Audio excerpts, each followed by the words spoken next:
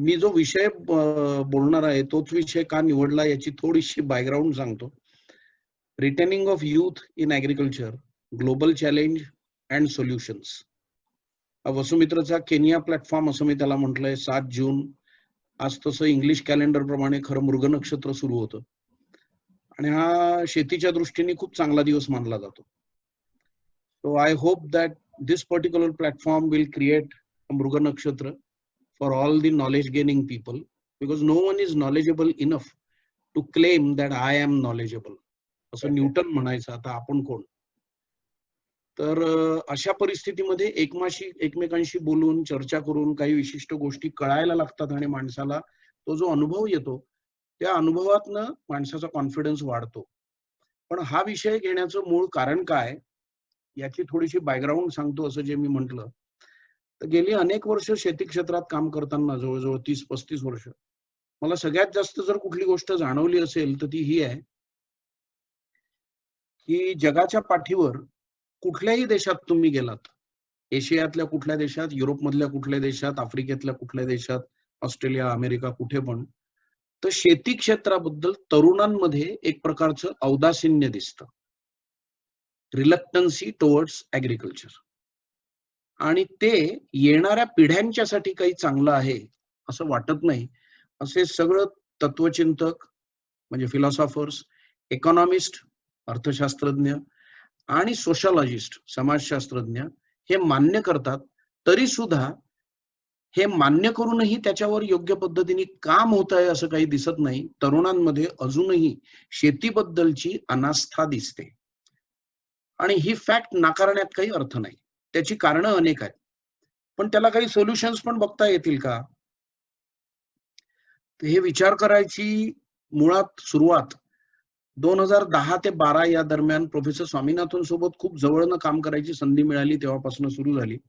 आणि African development बँकेचे सध्याचे प्रेसिडेंट डॉक्टर आदी सिन्हा, जे रॉकफेलर फाउंडेशनचे त्या काळातले म्हणजे 2000च्या आधी 80 आणि 90 सालातले अतिशय प्रसिद्ध शास्त्रज्ञ आहेत आणि ज्यांनी रॉकफेलर सोबत आणि डॉक्टर नॉर्मन बोरलॉग सोबत खूप जवळनं काम केलं, ते आता आफ्रिकन डेव्हलपमेंट बँकेचे प्रेसिडेंट आहेत. आणि पूर्वी ते नायजेरियाचे ॲग्रिकल्चर मिनिस्टर होते. त्यांनी या विषयावर खूप बोलायला सुरुवात केली की retaining of youth in agriculture is a challenge for world. आणि जर तरुणच शेतीमध्ये राहिले नाहीत तर मानवी आयुष्यच संपूर्ण काळवंडलेलं आहे असं ते बोलायला लागले. आणि is a very good speaker. त्यांच्यासोबत मला खूपदा US मध्ये, आफ्रिकेमध्ये बोलण्याची, काम करण्याची, एकत्र बसण्याची, चर्चा करण्याची संधी मिळाली. आणि माझ्याही डोक्यात हा विचार सुरू झाला की हाच भारतातलाही खूप सिरियस प्रश्न आहे. मी नकाशामध्ये हा जो गोल केलेला तुम्हाला दिसतोय त्याच्यामध्ये मी भारत, पाकिस्तान, बांगलादेश आणि थायलंड हे डार्क ग्रीन कलर मध्ये घेतलेले आहेत. त्याचं कारण ही एक विशिष्ट संस्कृती आहे आणि या विशिष्ट संस्कृतीमध्ये तरुणांना शेतीबद्दलची अनास्था असणं हे चांगलं नाही असं वाटल्यामुळे ते घेतलंय. आफ्रिकेचे मी मेनली 2 पार्ट केले आहेत, ईस्ट आफ्रिका आणि वेस्ट आफ्रिका. वेस्ट आफ्रिकेमध्ये नायजेरिया आणि ईस्ट आफ्रिकेमध्ये केनिया आणि इतर देश. आजचा माझा बोलण्याचा फोकस मी एवढ्या 2 पुरता लिमिटेड ठेवला. पण 2015-16 साली मी ज्या वेळेला युरोपमध्ये 4-5 वर्षासाठी काम करायला आणि असं स्थायिक म्हणून जेव्हा तिथे गेलो, त्यावेळेला याच अभ्यासामध्ये मी युरोप पण घेतला होता आणि हंगेरी हे कंट्री फोकस घेतला होता. आणि त्या हंगेरी कंट्री फोकसमध्ये जसं मी आता नायजेरिया, केनिया आणि भारताबद्दल बोलतोय तसं त्याच्यामध्ये मी हंगेरी पण कंट्री फोकस घेतला. अमेरिकेची एक 4H काउन्सिल नावाची एक मोठी संस्था आहे, त्यांच्या मार्फत काही तरुणांना एकत्र आणून हंगेरीमध्ये युनिव्हर्सिटी ऑफ दब्रेसेनच्या मार्फत आम्ही एक प्रोजेक्ट डेव्हलप करायला सुरुवात केली, ज्याच्यामध्ये मी 4 कंट्रीज घेतल्या. त्याच्यात एक भारत, दुसरा केनिया, तिसरा नायजेरिया आणि चौथा हंगेरी. म्हणजे कॉन्टिनेंट्स 3 आणि देश 4 असा कन्सेप्ट डेव्हलप करून मी हा संपूर्ण प्रोजेक्ट लिहायला सुरुवात केली, जो आम्ही आफ्रिकन डेव्हलपमेंट बँकेला सबमिट केला. त्याच्या संबंधी मी तुमच्याशी बोलणार आहे. आणि ते इतकं महत्वाचं का, तर ह्या प्रेझेंटेशन मध्ये जाताना तुमच्या ते लक्षात येईल की हे जर समजा तुम्ही आज बघितलं तर एशियातला इंडिया हा मेजर आणि आफ्रिकेतला केनिया आणि नायजेरिया. तर नायजेरिया आपण सध्या बाजूला ठेवू, आपण केनिया आणि इंडिया फोकस ठेवूया. हंगेरीचा पण फोकस मी काढून टाकला आणि त्याच्यामुळे आपण फोकस ठेवूया एशियातला इंडिया आणि आफ्रिकेतला केनिया. ह्या कंट्रीज आपण मेजरली फोकस्ड घेऊया. आता तुम्ही ऍग्रिकल्चर लँडची अवेलेबिलिटी जर समजा बघितली तर भारताची लँड अवेलेबल, मी लँड अवेलेबल असं ज्या वेळेला म्हणतो त्यावेळेला एक अतिशय महत्वाचा भाग आपण सगळ्यांनी लक्षात घेतला पाहिजे, आणि तो म्हणजे शेतीसाठी उपलब्ध जमीन हा खरं म्हणजे इतका मोठा आशीर्वाद निसर्गाने आपल्यासारख्या या देशांना दिलेला आहे. त्याच्यामध्ये arable land area of India is 159.7 million hectares. मित्रांनो, तुमच्या सगळ्यांच्या माहितीसाठी युरोपमधले कितीतरी देश एरेबल लँड इतके नाहीयेत. भारताच्या एरेबल लँड इतके युरोपमधले कितीतरी देश क्षेत्रफळाने नाहीयेत. केनियाची एरेबल लँड जवळजवळ आहे 58 million hectares. Nigeria 84 million hectares. पण आपण आज नायजेरियाबद्दल बोलणार नाही. आपला मेजर फोकस आपण इंडिया आणि केनिया ठेवणार. तर इतकी मोठी एरेबल लँड अवेलेबल असून स्थिती काय आहे या दोन देशांची, आणि मग ती तशी का आहे, तरुणांच्या याच्याबद्दलची असलेली अनास्था दूर करण्यासाठी काही करता येईल का, हा सगळा तो विचार आहे. आज आता तुम्ही भारताची परिस्थिती बघा, ही कोविड-19 मध्ये तर इतकी भयावह झालेली तुम्हाला दिसेल.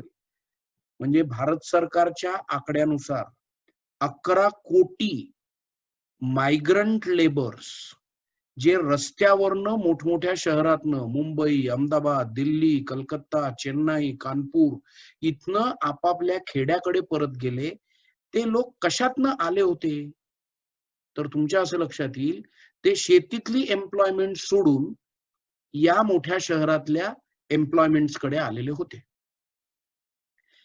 आता ते परत गेले. आता त्यांना शेतीमध्ये तेवढी एम्प्लॉयमेंट आहे का नाही, हा एक मोठा गहन प्रश्न आहे. Today's India is facing one of the problems which is unemployment of the youth. आणि हे मी आजचं स्टेटमेंट करत नाहीये. हा प्रॉब्लेम गेली 10 वर्ष प्रचंड मोठ्या प्रमाणामध्ये वाढत चाललाय मित्रांनो.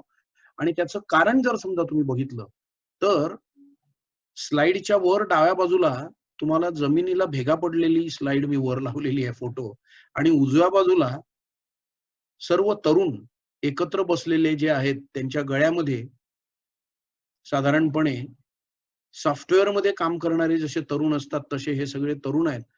या तरुणांनी खेडी सोडल्यानंतर या भेगा वाढल्या आहेत का, असा विचार करायला पाहिजे. आणि ह्या तरुणांना मग काय पाहिजे, काय आज nowadays youth are taught in schools in such a way where they just make their focus to be engineer or a doctor. Good opportunity in a IT service or any industry.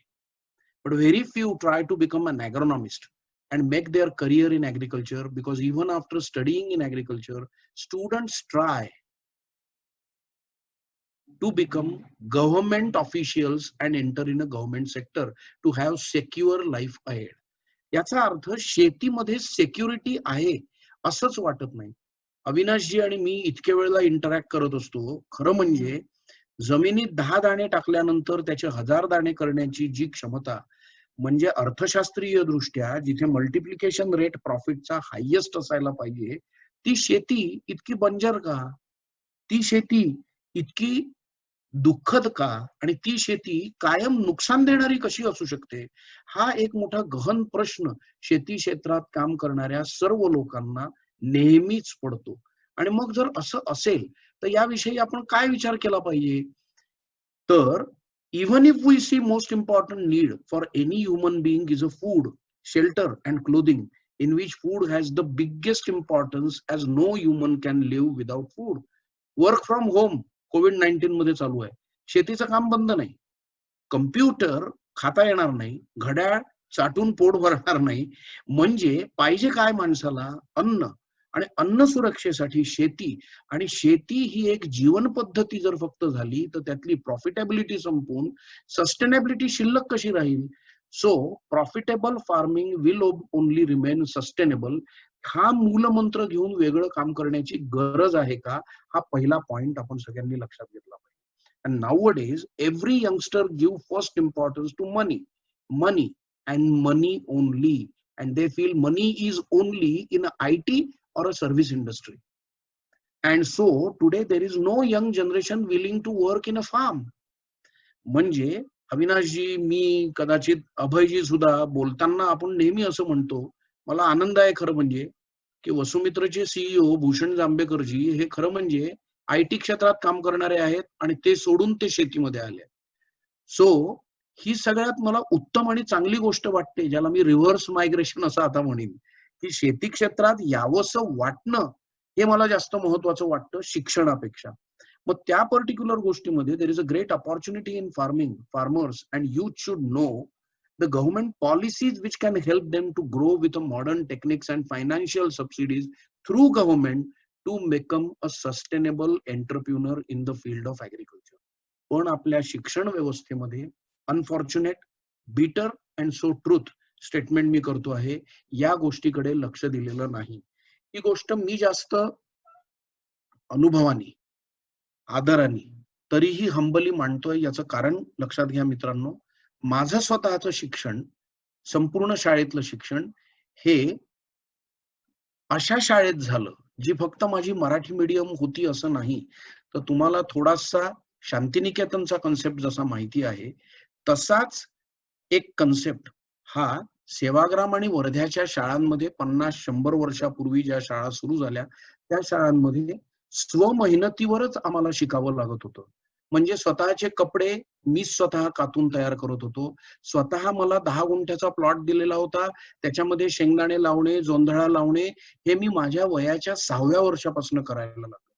त्याचा impact जो माझ्यावर झाला, तो impact इतका महत्वाचा होता असं मला वाटतं, की मी खेळाडू असून इंजिनिअरिंग मेडिकलला ऍडमिशन मिळण्याची शक्यता असून जर माझ्या घरातल्या कोणी मला असं म्हटलं नाही की तू काय शिकावंस, तरीही मला शेती क्षेत्र निवडावंसं वाटलं.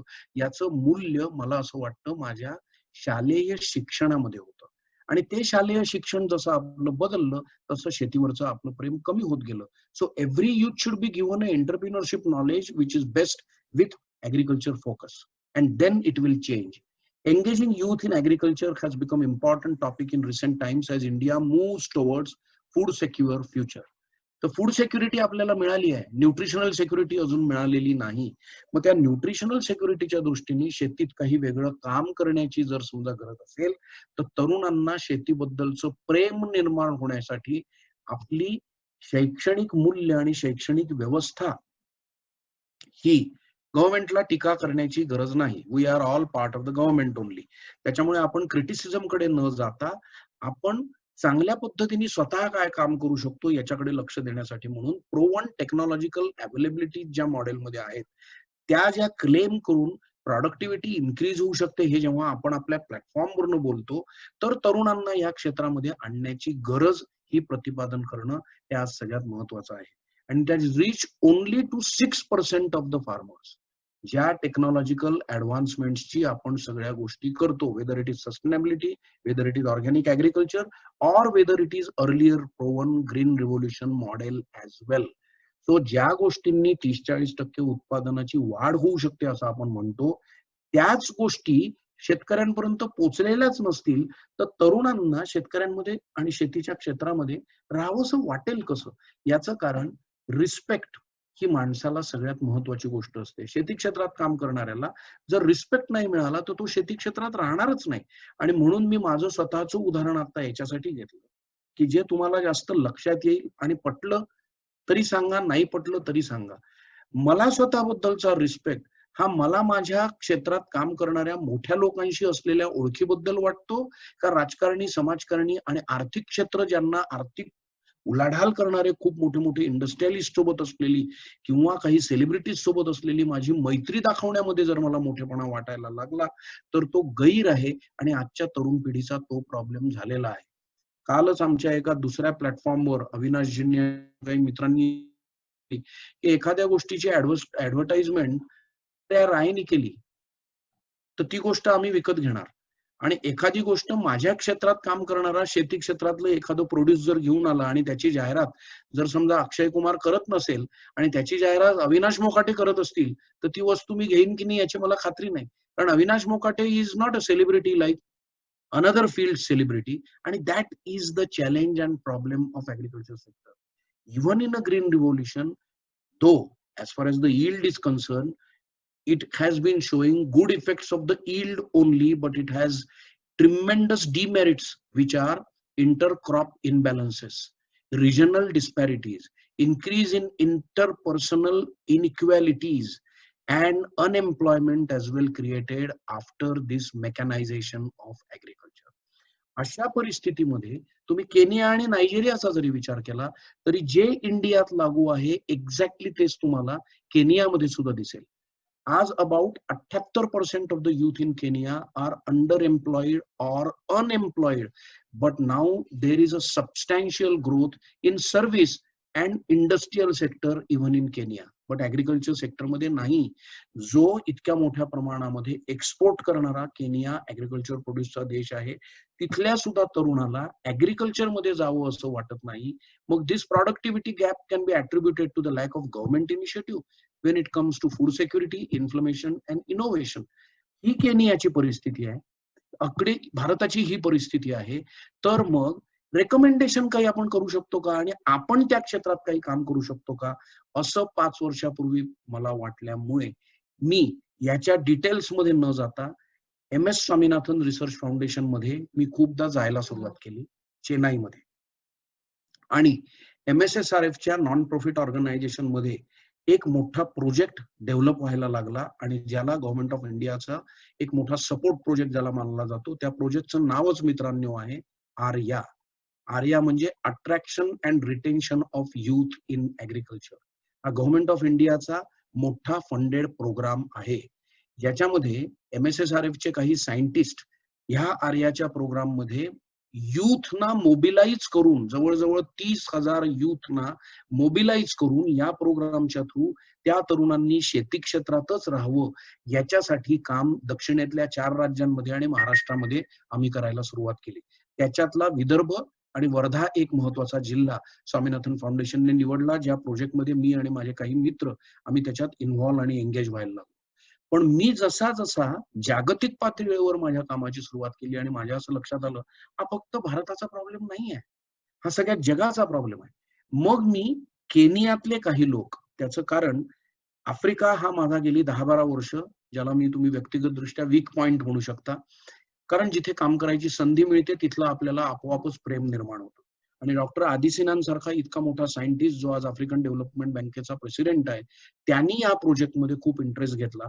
म्हणून केनिया, नायजेरिया, हंगेरी आणि भारत असा 4 देशांनी एकत्र येऊन आफ्रिकन डेव्हलपमेंट बँकेमध्ये आम्ही एक प्रपोजल सबमिट केलं आणि त्या प्रपोजलमध्ये मी भारतातले 150, केनियामधले 100, नायजेरियातले 75 आणि हंगेरीमधले 100 इतक्या विद्यार्थ्यांचं मॅपिंग करून त्यांना या प्रोजेक्टमध्ये इन्व्हॉल्व केलं आणि मग त्याच्यातनं व्हल्नरेबल रूरल युथ जो शेती क्षेत्र सोडून जातो त्यांनी शेती क्षेत्रातच परत राहण्यासाठी व्हॅल्यू चेन डेव्हलपमेंट कशी करायची, त्यांचं एक क्लब मॉडेल कसं डेव्हलप करायचं, त्याचा फोकस करून लीडरशिप डेव्हलपमेंट प्रोग्राम मध्ये युनिव्हर्सिटी ऑफ दब्रेसेन, स्वामीनाथन रिसर्च फाउंडेशन आणि ई हेल्थ आफ्रिका नावाची अजून एक संस्था आहे जी नायजेरिया आणि केनियामध्ये काम करते, त्यांच्या सोबतीने आम्ही हा प्रोजेक्ट आफ्रिकन डेव्हलपमेंट बँकेमध्ये डॉक्टर आदिसिनांच्या लिडरशिप खाली आणि प्रोफेसर स्वामीनाथनच्या लिडरशिप खाली सबमिट केला. आणि मित्रांनो, I feel very happy, proud and humble की आफ्रिकन डेव्हलपमेंट बँकेनी ह्या रोलमध्ये attracting more investment for youth in agribusiness has been substantial so far, with them partnering up with Nigeria incentive based risk sharing system for agriculture lending along with Kenyan, आणि ज्याच्यासाठी $300 million partnership programme त्यांनी develop केलेला आहे, ज्याच्यात ऍग्रीप्रिन्युअर्स develop करणं आणि young generation आणि युथनी agriculture सेक्टरमध्येच टिकलं पाहिजे याच्यासाठी टेक्नॉलॉजी ड्रिव्हन इकॉनॉमिक सेन्स असा प्रोग्राम डेव्हलप करून सध्या आम्ही multination multi stake holder project मध्ये या 4 कंट्रीज मध्ये काही स्टुडंट्सना एकत्र घेऊन या प्रोजेक्टवर काम करतो आहे. आणि मला असं वाटतं की अशा पद्धतीने इंडियामध्ये तसंच केनियामध्ये, हे डिटेल्स जे दिले आहेत हे मी प्रोजेक्टचे दिले आहेत पण त्याच्याविषयी आता मी बोलणार नाहीये, आणि नायजेरिया आणि हंगेरीमध्ये ह्या कामाची मॉडेल आम्ही बनवली. तिथल्या काही मुली मुलं त्यांचे क्लब फॉर्म केलेले आहेत आणि ते काम सध्या आम्ही करतोय. आणि या कामामध्ये मला जेवढा सध्या आनंद मिळतो तेवढा क्वचितच इतर दुसऱ्या कामामध्ये मिळतो. आणि त्याचं एकमेव कारण मित्रांनो मी तुम्हाला सांगतो की I feel responsible enough if whatever I am learning I am able to give to next generation, and I feel proud enough that if I can retain like me at least 5 to 10 young people in agriculture field, then I have done my job enough to remain on this planet for the sustainability and betterment for the humankind. And the main objective is building such a framework that will make agriculture a profitable and sustainable business, wherein youth will remain in this business, and which also strengthens the rural economy and benefits local farmers. पण त्याच्यासाठी clusters मध्ये काम करायला आम्ही हे 4 देश निवडून अशा पद्धतीचे 1000 क्लब्स तयार करून 30,000 विद्यार्थ्यांना एकत्र घेऊन हे छोटंसं काम सध्या आम्ही सुरू केलेलं आहे, ज्याच्यात काही इन्स्टिट्यूट्स आणि माझ्यासारखे काही वेडे लोक इन्व्हॉल्व आणि एंगेज आहेत. हा विषय तुमच्याशी शेअर करण्याचं कारण काय, आता पहिल्या पॉइंटकडे जातो. तर ज्या वेडेपणाने गेले 5-6 आठवडे आपण एकमेकांसोबत या गोष्टी शेअर करतो आहे, त्याच्यात आपला वयोगट स्वतःचा जर तुम्ही या ग्रुपचा पाहिला तर 25 ते 65 असा आहे. आणि आय एम हॅपी की 25 ते 35 वयोगटातल्या मुलांना या फील्ड बद्दल जर एक्साइटमेंट वाटत राहिली तर engaging maximum chunk of young population in rural areas, and instead of losing them to the influx to put pressure on urban resources, will be reduced, which has been very, very bitterly observed in COVID-19 situation in India and many other parts of the world. So retaining of youth in agriculture is a solution, not the challenge. And if you are able to retain, we have done our job. So if the rural economy thrives and tandem with urban, then the overall economic development of the nation and overall globe will be really sustainable and inevitable. So thank you very much for your patient listening. I hope I have not bored you, but touched the topic which is very close to my heart. And I believe it will come to close to your heart, provided you believe unless youth are written in the field of agriculture, we cannot survive better for the sustainability of agriculture. So today's youths to be next generation of farmers. Thank you very much for patient listening, and God bless all. Thank you.